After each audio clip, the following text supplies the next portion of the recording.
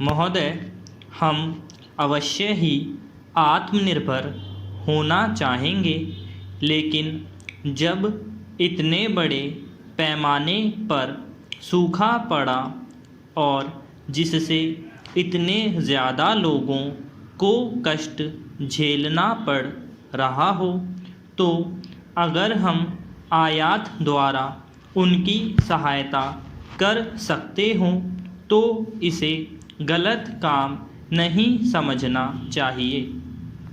फिर भी हमने मामूली आयात से ही काम चलाया है। देश के कुछ भागों में लोगों के दारुण कष्ट पर कुछ माननीय सदस्यों ने जो व्यथा व्यक्त की है, मैं भी उनमें शरीक हूँ। मैं उन लोगों में नहीं हूँ जो आम तौर पर अखबारों के हवाले से कुछ कहा करते हैं, और मैं यह भी नहीं मानती कि अखबारों में सब कुछ सही छपता है। लेकिन अगर कोई बात छापे में देखने को मिलती है तो माननीय सदस्य बहुत प्रभावित होते हैं।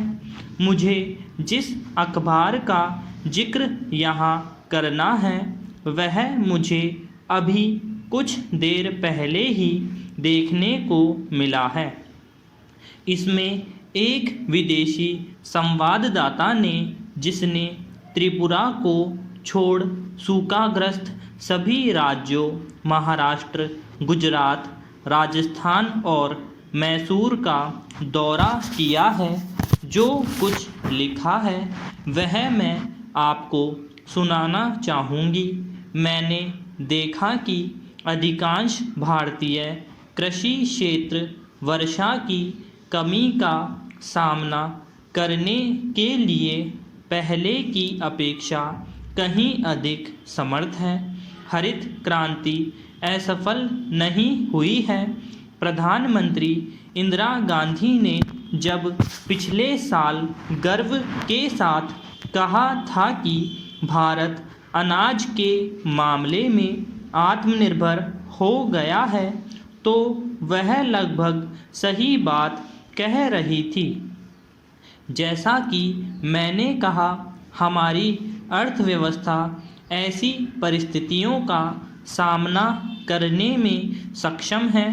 इस साल हुआ यह है कि मुख्य रूप से वर्षा सिंचित प्रदेशों में मोटे अनाज के उत्पादन पर प्रभाव पड़ा है।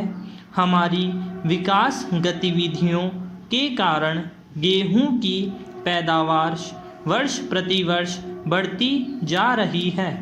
जिन इलाकों में अक्सर सूखा पड़ता है, उनके लिए अलग से उपाय करने की ज़रूरत है।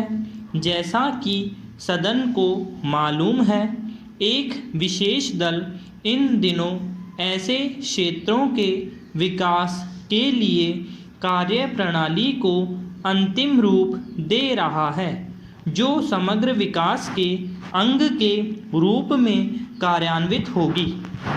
पैरा हमारी चिंता का एक और विषय है खाद्यान्न की कीमतों में वृद्धि की समस्या।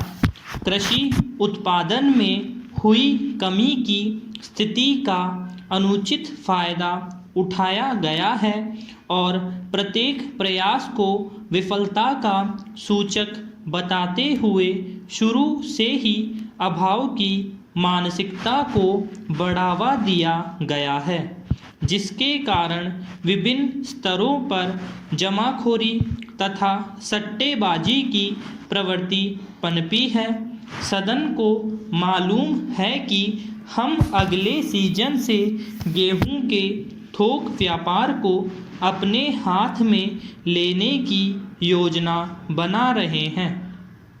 इसका उद्देश्य खाद्य अर्थव्यवस्था के अंतर्गत कुछ उन तत्वों की निर्मूल करना है जो जमाखोरी और सट्टेबाजी को बढ़ावा देते हैं।